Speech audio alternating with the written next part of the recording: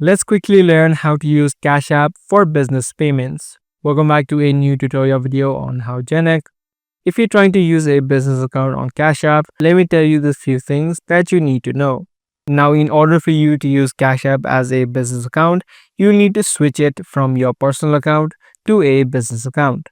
To do that, from the home page, you'll need to head over to the profile section on the top right. Once you're inside of the account section, you need to tap on the first option, which says personal right here. Just tap on this option. Now, before you switch to a business account, there are a few information that you need to know. For the most part, a business account and a personal account are similar. The few differences are, whenever you receive payments on your business account, you're going to get charged 2.7% of the total amount that you're receiving.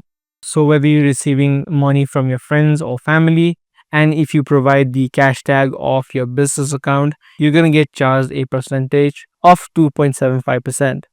So make sure that you keep in mind before you're switching to a business account. Other than that, the logo of the Cash App will change from previously the Cash App sign to this building icon. So that's also going to change. Other than that, pretty much it's going to be the same as a personal account. You can use your Cash App as you normally do. So once you're here, just tap on switch to business account. You need to provide some information such as your location and the name of your business. So that's all there is to use Cash App for business payments. I do hope this guide video was helpful to you. If it was, be sure to subscribe, share, and also give this video a thumbs up.